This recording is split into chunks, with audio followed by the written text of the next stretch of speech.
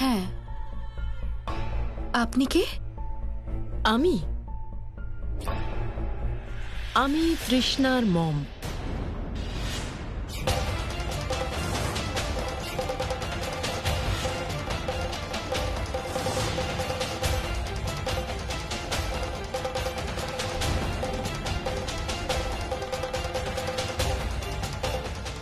এইভাবে দেখছেন কেন আমাকে?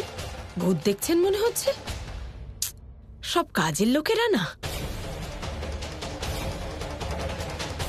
সরো, যেতে দাও আমাকে।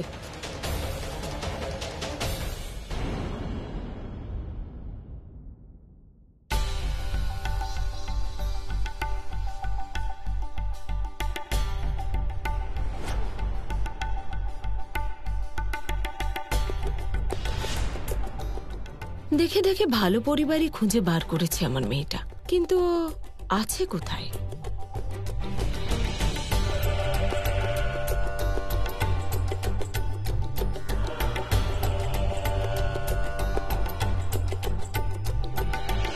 তৃষ্ণা,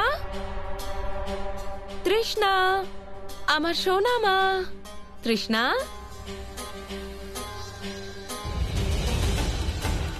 মা তৃষ্ণা, কোথায় তুই?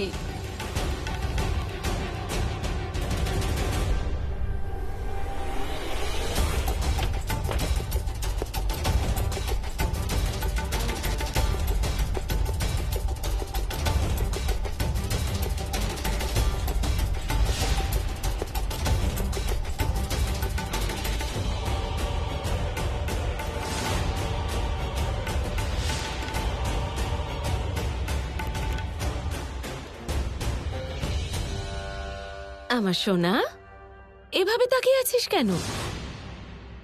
আয় আমার বুকে আয়।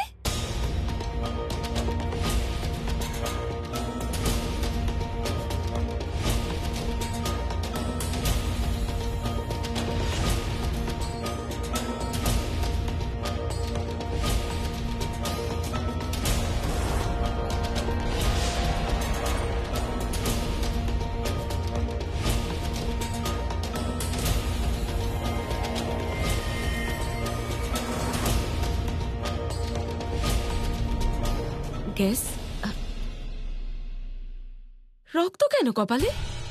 কি হয়েছে?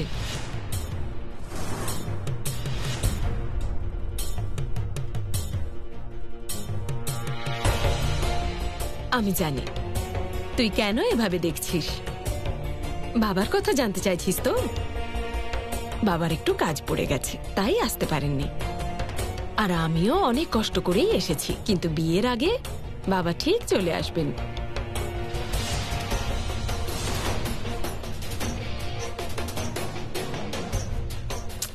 খুব রক্ত পড়ছে, চল ভেতরে চল, আমি ড্রেসিং করে দিচ্ছি। হ্যাঁ। হে দেবী পৌলমী, আপনাকে অনেক অনেক ধন্যবাদ। চল চল।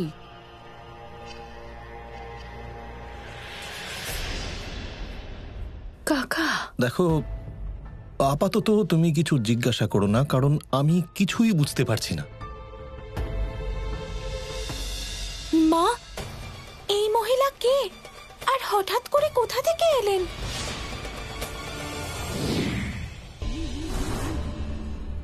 দেবী সন্তোষী, আপনি আমার ষড়যন্ত্র ভাঙতে পারবেন না, আর আমার ভক্তের রক্ষা কিভাবে করতে হয় তা আমি খুব ভালোভাবেই জানি।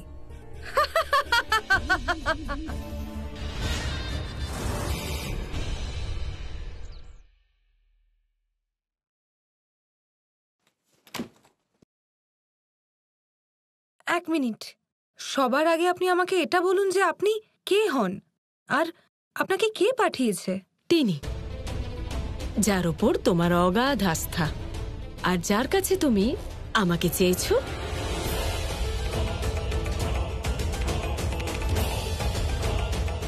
যাকে সব কথা ছাড়ো, আসল কথা হলো এটাই যে তোমার আমাকে প্রয়োজন, তাই আমি এসেছি। 2-3 দিনে আমার কাজ করে আমি চলে যাব। বসো। আচ্ছা, ফার্স্ট এড বক্স কোথায়?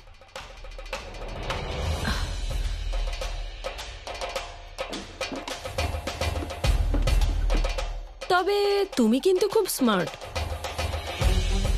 নিজের জন্য এই রাজমহল খুঁজেছো, কিন্তু তোমার রাজাবাবুকে কোথাও দেখতে পাচ্ছি না যে। ও আপনাকে রিসিভ করতে এয়ারপোর্টে গেছে। ডোন্ট ওয়ারি, এরকম সিচুয়েশন সামলানো আমার কাছে কোনো ব্যাপার না। বাইরে যে ওই মহিলাটাকে দেখলেন, কে ওই কাজের মেয়েটা? আসলে ও হলো আর্যর আসল স্ত্রী। 6 মাসের মধ্যে ওদের ডিভোর্স হবে, কিন্তু আমার ভয় হচ্ছে যে ডিভোর্সের আগেই ওই মেয়েটা আর্যর থেকে আমাকে আলাদা না করে দেয়। আর আমার সবচেয়ে বড় প্রবলেম হলো I don't have any past. আমি কে, কোথা থেকে এসেছি কিছুই জানি না আমি। এই কারণেই আমাকে মিথ্যে বলতে হয়। বাট মিথ্যের জোরে আমি কতদিন লড়তে পারবো জানি না। চিন্তা করো না, আমি এমন জাদু করব যে ও নিজের থেকেই তোমার কাছে ছুটে চলে আসবে।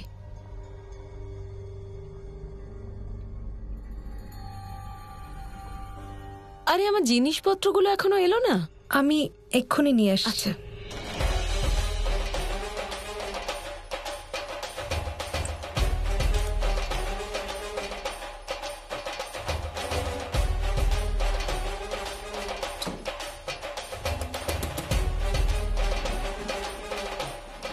আমার পার্সটা দাও তো।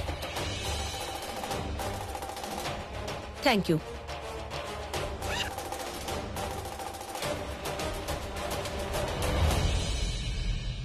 এই নাও।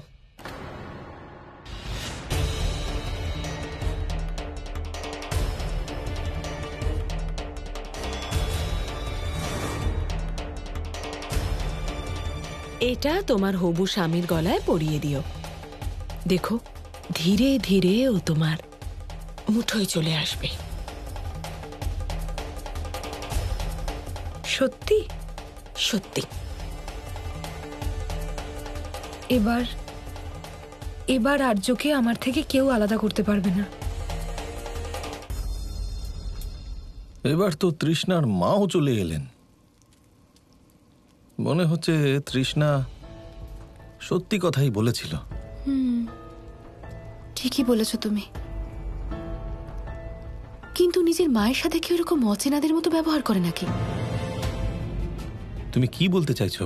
কাকা, যখন মা মেয়ে একে অপরের সঙ্গে দেখা করে তখন মুখে এরকম বিষণ্ণতা থাকে না, একটা অদ্ভুত রকমের উল্লাস থাকে, যেটা আমি কোনোভাবেই তৃষ্ণা দেবীর মুখে দেখতে পাইনি।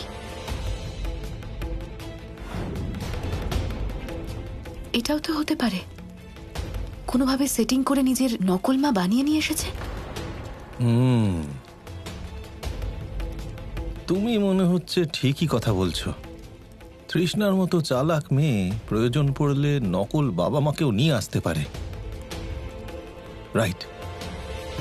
কিন্তু কোনো সঠিক প্রমাণ নেই তো আমাদের কাছে, সেই জন্য আপাতত চুপ করেই থাকতে হবে।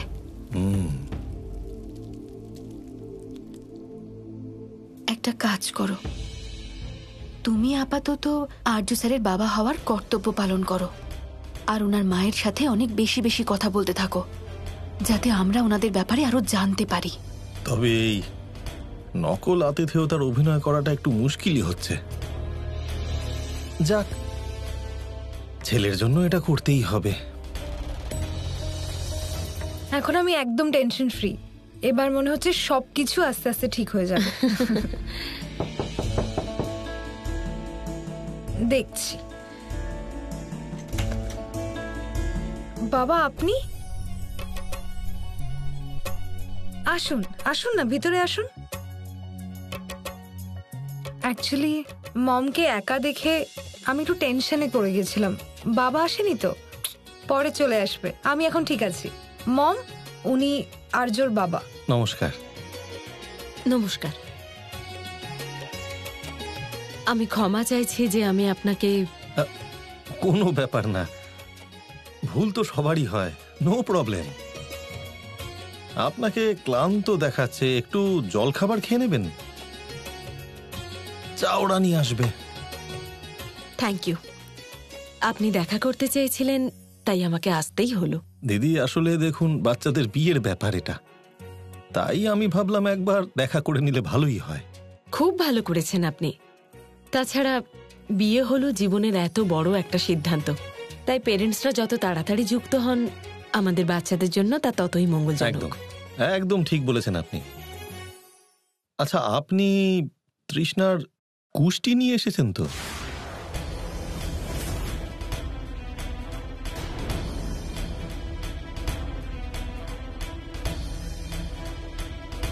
চা।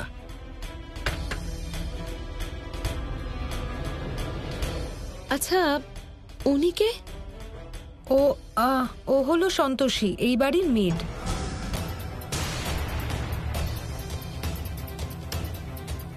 খুব অসভ্য,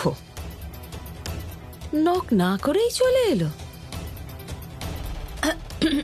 কাকা, তোমার জন্য চা আমি এখানে নিয়ে আসিনি। তুমি এখানে চা খাবে নাকি বাইরে বসে খাবে? না না, আমি বাইরে গিয়ে খাবো। ক্ষমা করবেন, ভুল করে ফেলেছি। আর যেন কখনো না হয়। হ্যাঁ।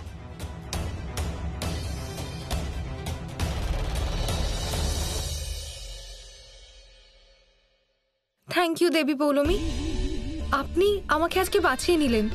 আপনি আমার আসল মা। সব সময় আপনি এভাবেই আমাকে আশীর্বাদ করবেন।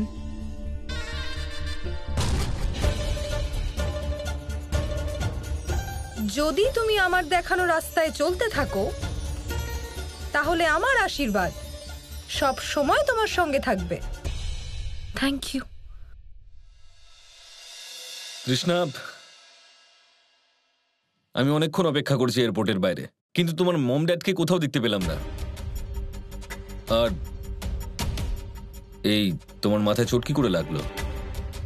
এটা কিছু না, বাথরুমে পা পিছলে গেছিল। তুমি জানো মম কখন থেকে তোমার জন্য ওয়েট করছে? মম? দেখা করবে না? চলো চলো চলো চলো, surprise. Mom, mom.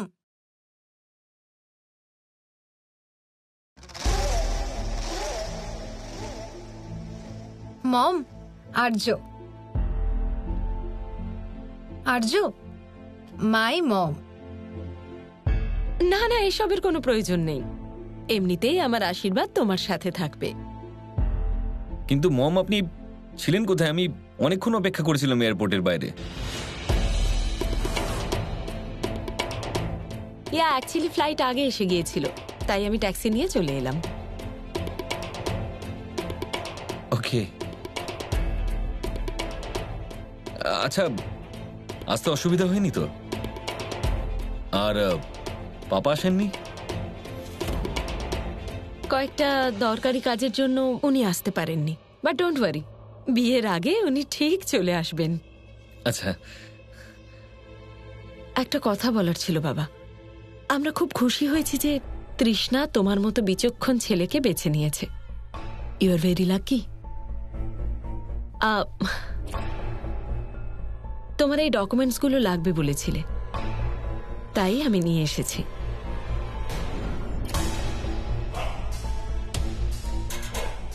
Thank you so much. এগুলো আসলে আমার খুব দরকার ছিল, অনেকগুলো কাজ আটকে গেছে।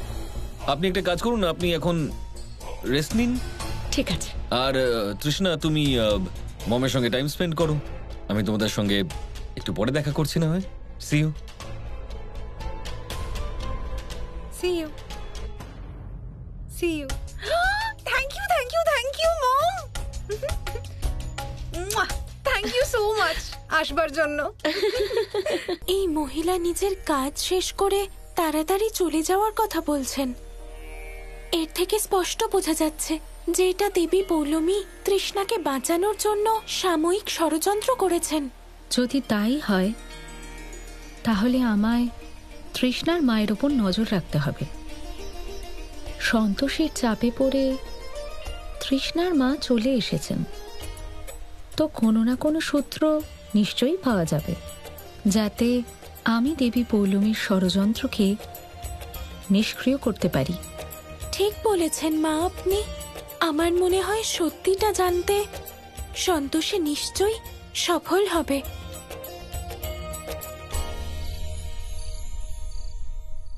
এই নিন তৃষ্ণার কুষ্টি। আরে আরে, খুব ভালো, খুব ভালো। দাও। আশা করি এবার একটা উপায় বের হবে। দিদি, অনেক অনেক ধন্যবাদ।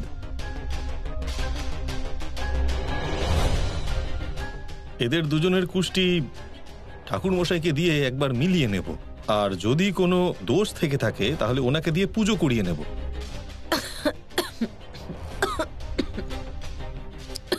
সরি তৃষ্ণা, একটু জল দে না মা। সন্তোষী, জল নিয়ে আসো। সন্তোষী,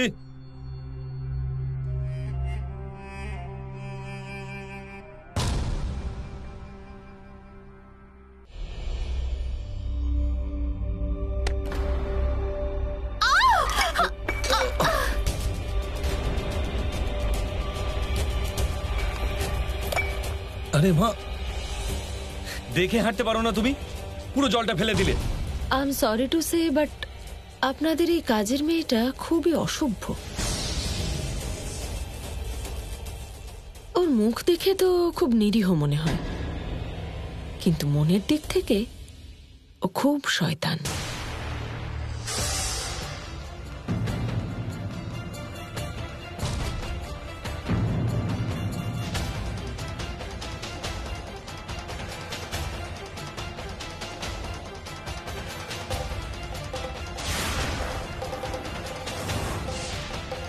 তোমার মতো কাজের মেয়েকে আমি খুব ভালো করে শায়েস্তা করতে পারি।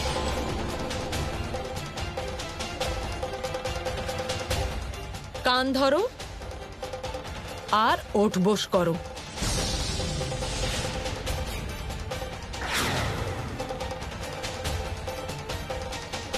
এভাবে তাকিয়ে আছো কেন? মম যখন বলেছেন তখন কান ধরো আর উঠবোস করো। চলো।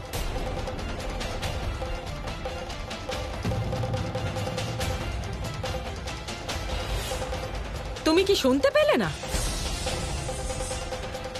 এইভাবে কথা শুনবে না তো। তৃষ্ণা, লাঠি নিয়ে আয় তো।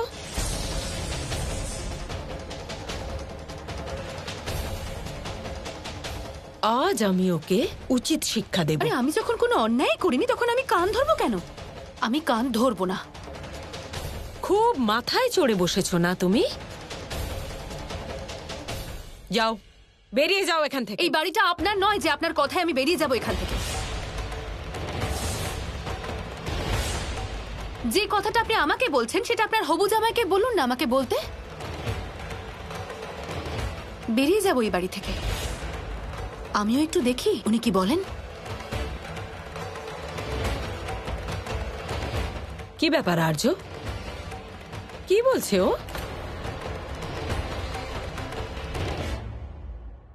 ওর মজা আমি দেখাচ্ছি।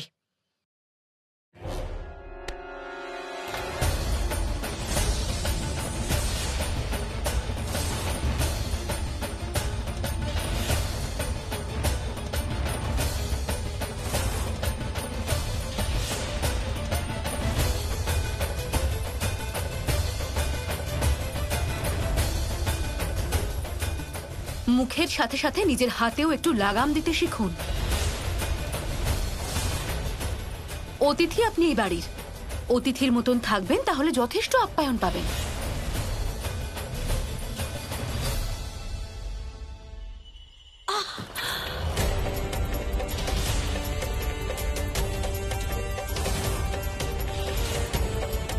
তুমি আমার মমকে ফেলে দিলে। আর্য, তুমি এই কাজের মেয়েটাকে সহ্য করছো কি করে? সন্তোষ, এটা কি ধরনের অসভ্যতামি? একে তো অন্যায় করেছো, আমার গায়ে জল ফেললে, তার উপর তুমি রোব দেখাচ্ছ। আরে বললাম তো আমি অন্যায় করিনি, উনি করেছেন। ও দেখি মিথ্যে কথা বল। নিজে মিথ্যে বলে আমাকে মিথ্যেবাদী বলছেন। আমি কেন মিথ্যে বলবো? সেটা আপনিই জানেন। এই শোনো, তুমি নিজের সীমা পার করছো, কিন্তু নিজের সীমা পার করো না। আরে তোমরা সবাই একটু শান্ত হবে। শোনো বাবা, প্লিজ তুমি চুপ করো। শোনো, আমি বলে দিচ্ছি আমার ড্রামা চাই না। চুপচাপ এখান থেকে বেরিয়ে যাও। যাও, কিচেনে যাও। 6 মাস না হলে তো আমি এখান থেকে কোথাও যাব না। সাহস থাকলে আমাকে এই বাড়ি থেকে বের করে দেখান তো। আর এত সহজে আমি হার স্বীকার করব না। সবাই একদলে হয়ে গেছেন বলে ভাববেন না যে আমি একা। আমার জন্য আমি একাই যথেষ্ট। মিথ্যের সাথে লড়াই করার জন্য আমার কাউকে প্রয়োজন নেই। ও এভাবে কথা বলছে কেন? 6 মাসের আগেও ও এখান থেকে কেন যাবে না? হ্যাঁ আর্য স্যার, বলুন না ওনাকে। আমি 6 মাস না হলে এখান থেকে কেন যেতে পারবো না? মম, আমি আপনাকে কথা দিচ্ছি, প্রমিস করছি, যে বিয়ের আগে আমি এই কাজের মেয়েকে এই বাড়ি থেকে বাইরে বার করব। তৃষ্ণা, তুমি প্লিজ মমকে নিয়ে ঘরে চলে যাও। মম, ভিতরে চলো।